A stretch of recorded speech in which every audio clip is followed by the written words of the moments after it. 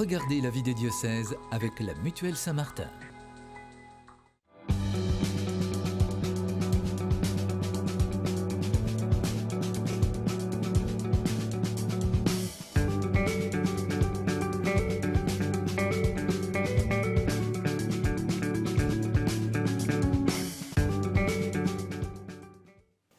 Bonjour à toutes et à tous et bienvenue dans la vie des diocèses. Comme chaque semaine, nous partons à la découverte d'un territoire, d'un diocèse et de son évêque. Et aujourd'hui, direction la Normandie et plus particulièrement la partie ouest de la Seine-Maritime pour découvrir le diocèse du Havre qui comprend cette grande ville portuaire, 65 km de littoral dont la ville d'Étretat et le pays de Caux. Dans cette émission, nous en saurons plus sur le Conseil diocésain du peuple de Dieu et nous évoquerons les préparatifs du 50e anniversaire du diocèse. Quelques mots de présentation pour commencer sur ce territoire situé à l'ouest de la Seine-Maritime, comme je vous le disais. Ce jeune diocèse, constitué du Havre et du pays de Caux, est né en 1974 et fêtera donc son jubilé d'or. Le port du Havre est la première place française du commerce international et ouvre sur la Manche, l'une des mers les plus empruntées du globe. Et c'est aussi un territoire à 65% agricole, avec des exploitations principalement orientées vers la polyculture et l'élevage, et par une culture maraîchère en développement. Pour parler du diocèse du Havre, je reçois son évêque, Monseigneur Jean-Luc Brunin. Bonjour, Monseigneur. Bonjour. Merci de venir ici sur le plateau de KTO, que vous connaissez bien. Je viens de donner quelques éléments sur cette partie ouest de Seine-Maritime qui correspond au diocèse du Havre. Comment est-ce que vous pourriez nous présenter votre diocèse ? Il y a deux réalités qui sont différentes, mais qui sont à part égale. Le diocèse du Havre, c'est à peu près 400 000 habitants. 170 000 habitants pour le Havre intramuros, 200 000 pour l'agglomération havraise et à peu près 200 000 habitants pour la partie rurale. Donc, c'est un équilibre qui nécessite quand même une pastorale un peu spécifique. On ne traite pas de la même manière une agglomération qui vit essentiellement du port et des entreprises portuaires et une région agricole. Alors, il y a deux vicaires généraux, l'un pour la métropole et l'autre pour le pays, la dimension agricole. Deux pastorales différentes, mais on arrive quand même à vivre un esprit diocésain. Quelques points de repère, Monseigneur Jean-Luc Brunin, sur votre parcours. Pour ceux qui ne vous connaîtraient pas, vous êtes donc évêque du Havre depuis 2011 et vous êtes au niveau national responsable de l'équipe Emprise et dérives sectaires dans l'Église catholique. Vous êtes du Nord, né en 1951 à Roubaix, ordonné prêtre en 1981 pour ce diocèse de Lille. Vous avez commencé votre ministère comme enseignant et animateur pastoral dans un collège de Roubaix et prêtre en monde ouvrier dans le secteur sud de Roubaix entre 1980 et 1995. Vous êtes nommé évêque auxiliaire de Lille en l'an 2000 alors que vous étiez supérieur du séminaire interdiocésain de Lille Arras-Cambrai et vous devenez évêque d'Ajaccio en 2004 jusqu'en 2011. Voilà tracé à grands traits votre parcours. Vous avez choisi comme devise épiscopale ce verset de la première lettre de saint Paul aux Corinthiens « Jusqu'à ce qu'il vienne ». Quel impact a ce verset dans votre vie quotidienne ? Quotidiennement, ce verset qui me suit, puis le pape François dit « La parole de Dieu, c'est une compagne de voyage ». Donc ce verset m'accompagne dans mon parcours d'évêque. C'est sans cesse pour me décentrer. Je ne suis pas propriétaire de la mission que j'ai reçue. Je ne suis pas propriétaire de l'Église qu'on a confiée à mon ministère. Alors, je dirais un peu sous forme de boutade, mais ce n'est pas toujours une boutade. Le matin, en me levant, dans ma prière, je me dis, bon, même si c'est une journée qui va présenter des difficultés, bon, ben, il faut que j'y aille, puisque, Seigneur, tu n'es pas encore de retour, mais tu comptes sur moi. Et le soir, c'est un bon remède pour dormir paisiblement. Je n'ai pas tout réglé des problèmes, mais c'est ton affaire. Alors laisse-moi me reposer, Seigneur, et moi j'attends que tu reviennes. Et je crois que c'est important dans l'Église de ne pas se sentir propriétaire, sinon on devient cassant, intransigeant. On est toujours des intendants de ce qui nous est confié. Et on est appelé à la fidélité. Dans l'émission que vous avez reçue de la part des évêques de France, vous êtes responsable de l'équipe qu'on appelle maintenant de lutte contre l'emprise et les dérives sectaires. L'appellation a évolué au fur et à mesure des années. Entre justice canonique et justice civile, quelles sont les véritables prérogatives de cette équipe ? On a l'impression qu'il y a de plus en plus de signalements, de plus en plus de plaintes contre ces abus spirituels, cette emprise. Effectivement, il y a des gens qui sont abîmés parce qu'ils ont vécu dans certains groupes ou certaines congrégations. Et il faut d'abord pouvoir accueillir ce qu'elles disent en faisant la part du ressenti et du factuel. Et ensuite, pouvoir interpeller les gens qui sont en responsabilité dans ces groupes ou dans ces communautés et chercher avec les personnes comment elles peuvent se reconstruire. Parce qu'il y a des personnes qui sont vraiment abîmées. Et donc ça prend beaucoup de temps. Oui. Il y a une action de régulation qui est possible ou en fait vous transmettez ces dossiers à d'autres instances comme la justice civile ou la justice canonique ? Alors nous avons un travail de partenariat avec la Mivilude, qui est l'instance interministérielle de lutte contre les sectes et puis les phénomènes d'emprise. Mais le périmètre de la mission de cette équipe emprise et dérives sectaires, nous n'avons pas de pouvoir de diligenter une enquête canonique, par exemple, dans une congrégation ou bien dans un groupe. Nous prévenons les responsables et c'est à eux à prendre leurs responsabilités et organiser une visite pour voir les dysfonctionnements et y remédier. C'est donc une mission que vous avez pour les évêques de France. On va maintenant aller dans les réalités du diocèse du Havre, oui, puisque vous aviez lancé un conseil du peuple de Dieu dans votre diocèse en 2017. Et ce conseil a été relancé cette année dans le cadre de la démarche synodale. 3 fois par an, ce conseil réunit des prêtres et des laïcs, des diacres, des religieux, des paroissiens ou encore des membres de communautés. L'enjeu, envisager l'avenir du diocèse alors que le nombre de prêtres diminue autour de plusieurs axes, la gouvernance, la communication, la liturgie et la mission. Et pour cela, il est essentiel de se mettre à l'écoute de ce qui se vit dans les paroisses, comme celle de Saint-Jean-des-Campagnes à Goderville, qui n'a plus de curé depuis 3 ans et dont la gestion a été confiée à une équipe de 6 laïcs. Anne-Chantal Giraud nous emmène faire un tour dans cette paroisse avant de rejoindre le Conseil du peuple de Dieu.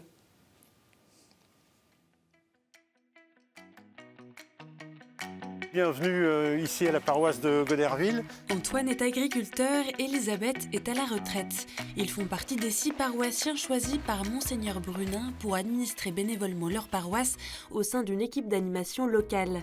Nous avons essayé que chacun trouve une responsabilité dans son domaine et c'est comme ça que l'équipe a été formée. Moi donc je suis sur l'atelier ce qu'on appelle l'atelier fraternité, solidarité. Mais ce qu'on ne se rendait pas compte, c'était que le curé, en fait, il avait beaucoup de responsabilités. Donc on essaie de se faire aider parfois, on se côtoie entre nous, on en discute, on essaye de résoudre certains problèmes. Le fait d'être en groupe comme ça, ça nous permet de se mutualiser et d'avancer dans les sujets, quoi.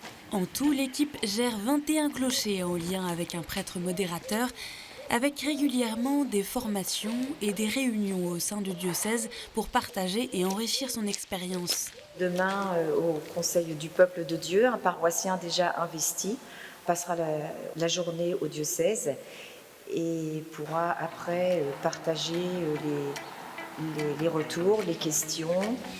Au Havre, nous retrouvons donc Dominique venu de Goderville pour représenter la paroisse au Conseil du peuple de Dieu. C'est surtout l'échange en fait avec les autres. Moi c'est ce qui m'intéresse, c'est ça, l'échange avec les autres. Donc vous allez avoir la possibilité. Aujourd'hui, laïcs, prêtres, diacres, religieux sont tous réunis pour travailler à partir de la synthèse de la session du synode qui a eu lieu à Rome en octobre dernier, avec des orientations spécifiques comme l'explique Marie-Christine Devielle, responsable du Conseil. Donc on a choisi 3 points importants. Le visage synodal de notre diocèse, la mission sur la diminution des prêtres, etc., l'engagement des laïcs, la co-responsabilité, tout ce qui tourne autour des questions de gouvernance, et puis tout ce qui touche autour des périphéries, de ceux qui sont au bord Pour discerner, les membres du conseil suivent la méthode ignatienne de la conversation dans l'esprit en 4 étapes. Après un temps de préparation personnelle, chacun prend la parole et écoute, puis un temps de partage pour faire émerger par la suite des intuitions communes. On a beaucoup insisté sur le fait qu'il fallait faire découvrir les mouvements et les services auprès des nouveaux baptisés. Alors, il a été suggéré par exemple une fête des baptisés avec une journée... Une méthode que certains découvrent aujourd'hui. Là, c'est une première expérience pour moi. Et je trouve ça, je dirais, assez confortable parce que ça nous donne un temps de réflexion. La conversation dans l'esprit est aussi la méthode choisie pour guider les rencontres du synode sur l'avenir de l'Église à Rome. Une manière pour les membres du Conseil du peuple de Dieu de mieux comprendre au sein du diocèse du Havre l'esprit de synodalité voulu par le pape pour l'Église. Alors on l'entend, hein, ce Conseil du peuple de Dieu, il n'a pas été créé pendant la démarche synodale, la première session à Rome, mais il y a quand même justement une couleur synodale très très forte, dont cette conversation dans l'esprit.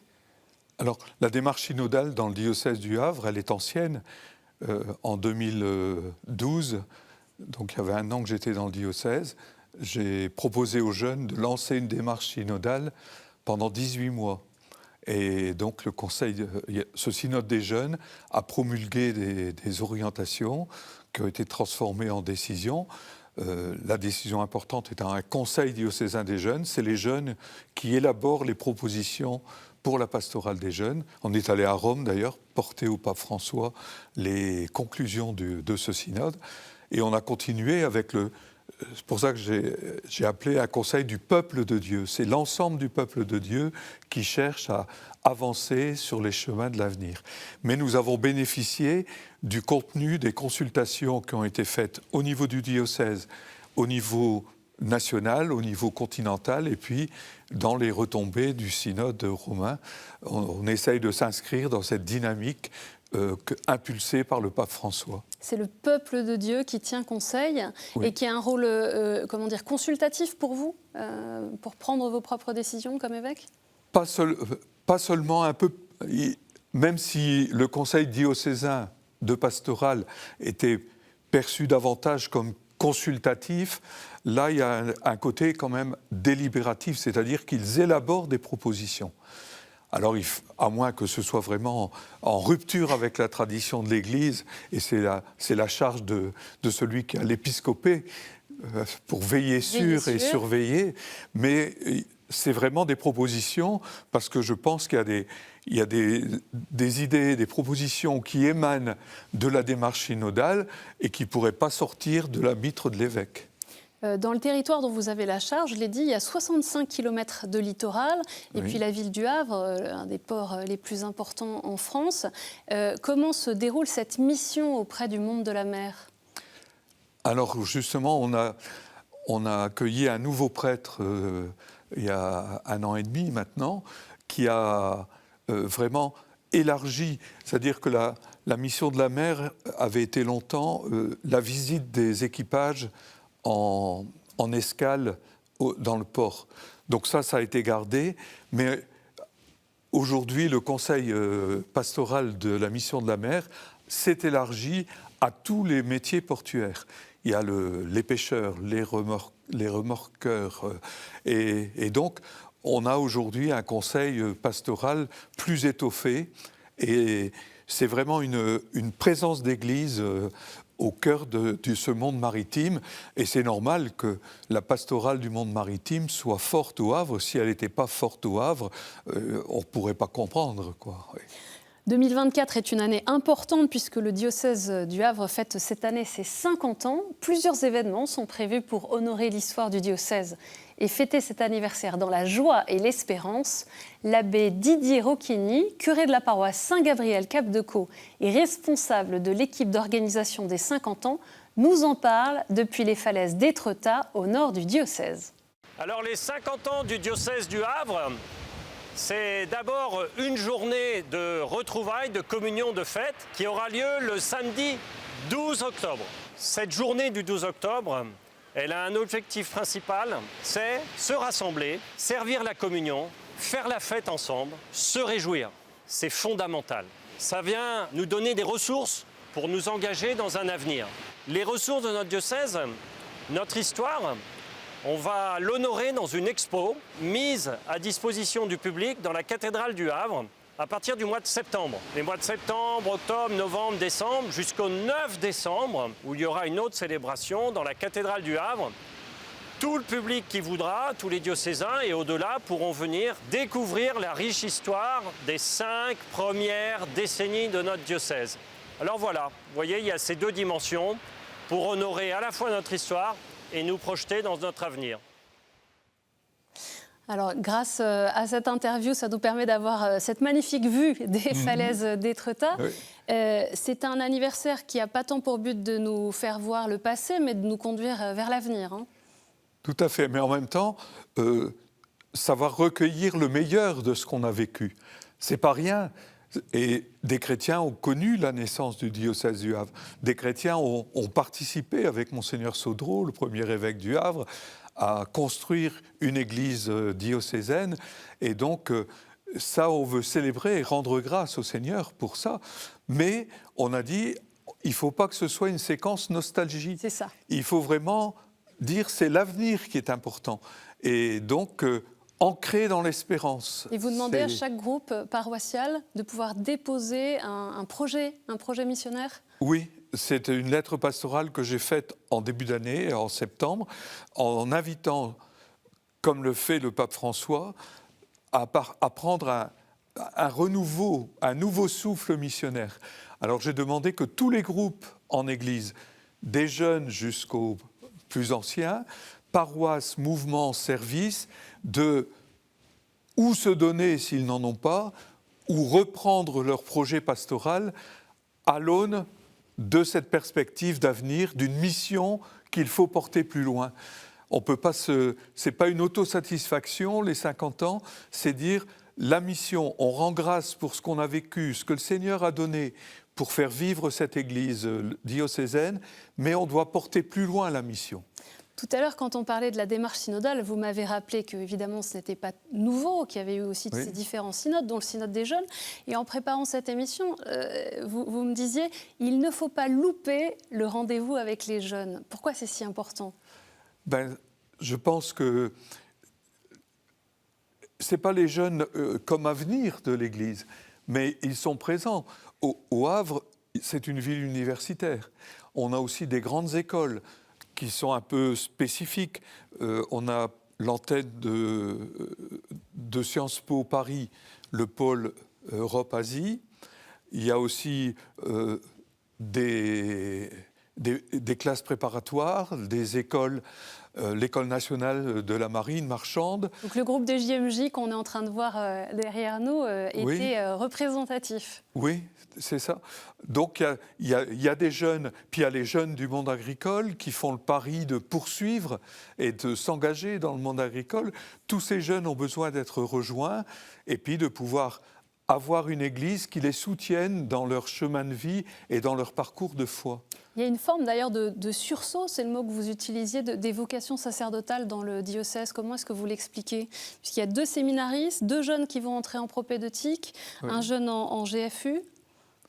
Oui, il y a un petit moment de réveil, mais je crois que pour beaucoup de ceux que vous évoquez, la présence au JMJ, alors c'est tout bête, c'est une affaire technique. On avait fait le choix d'offrir, on est parti avec 177 jeunes, on a fait le choix de donner à chaque jeune une petite radio qui permettait la traduction simultanée des discours du Saint-Père et de ce qui se passait. Et ça a eu un impact parce que le pape François a eu des paroles simples mais fortes qui a eu un impact très fort chez les jeunes. Et pour certains jeunes, ça a éveillé un questionnement par rapport à leur vocation, leur propre vocation. Dans votre parcours d'évêque, vous avez également été président du Conseil Famille et Société de la Conférence des évêques de France il y a plusieurs années. Comment aujourd'hui vivre cet accueil pastoral de toutes les réalités familiales ? Bien, d'abord, c'est accueillir, c'est le grand mot. Accompagner, discerner. Parce qu'une personne ou des personnes qui disent on vit une expérience familiale, peut-être qu'elle n'est pas dans les normes, elles ne sont pas dans les clous, mais comment on va les accompagner? C'est les verbes clés d'Amoris Laetitia. Ben oui, c'est le chapitre 8 d'Amoris Laetitia. Accompagner, discerner, intégrer. Et des personnes qui veulent vivre une expérience familiale, ils ne sont pas au top niveau tout de suite, mais l'Église, elle n'est pas là pour évaluer, jauger la qualité de vie familiale, mais d'accompagner des personnes qui veulent faire famille et, comme dit le pape François dans Amoris Laetitia, qu'ils puissent découvrir progressivement les exigences liées à l'Évangile. On n'est pas là, ce n'est pas une pastorale du guichet. Si vous n'êtes pas dans les clous, on ferme le guichet, mais une pastorale de l'accompagnement. Et je me réjouis que les prêtres ont vraiment vécu une conversion radicale. J'entendais souvent « Ah oui, mais les gens, on a l'impression qu'ils ne connaissent pas, ils n'ont pas la foi, ils demandent le baptême pour leur enfant, ils n'ont pas la foi. » Et on a découvert ensemble, en réfléchissant et grâce aux enseignements du pape François, que si les gens s'adressent à l'Église, ce n'est pas parce qu'ils ont la foi, mais c'est pour avoir la foi. Et donc, il faut s'engager un peu de l'expérience qu'on vit avec les catéchumènes. Monseigneur Jean-Luc Brunin, je vous propose maintenant de passer à la dernière séquence de notre émission, les questions de terrain.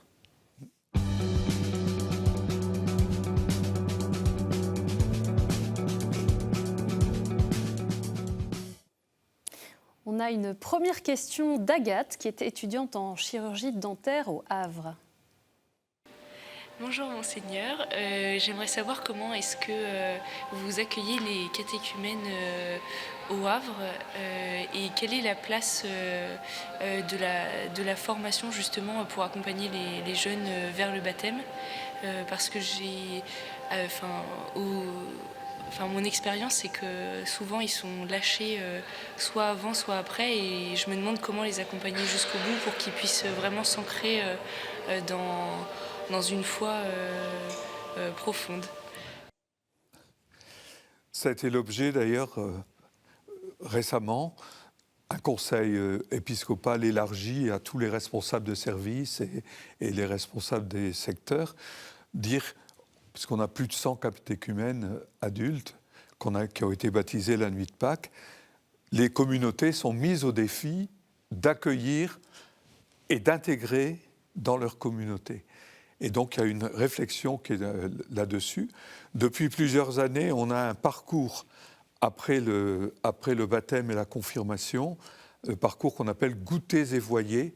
On accompagne pendant 1 an ceux qui le veulent, bien sûr, les néophytes, pour voir comment ils vont prendre leur place. On ne les lâche pas dans le bain comme ça, mais on essaye de... Alors, ils rencontrent des responsables de mouvement, des responsables de paroisse, quelles responsabilités ils peuvent avoir dans la paroisse, mais c'est certainement un défi, comment accueillir et intégrer les nouveaux venus à la foi. On a une autre question de Marie, qui est de Fécamp. Bonjour Monseigneur, dans notre diocèse, nos prêtres vieillissent, sont fatigués, nos paroissiens vieillissent, sont fatigués, nos paroisses malheureusement se vident puisque la jeunesse part vers d'autres contrées pour faire des études et puis je pense sont aussi à la recherche de quelque chose de plus vivant que peut-être ce qu'on pourrait avoir envie de leur proposer.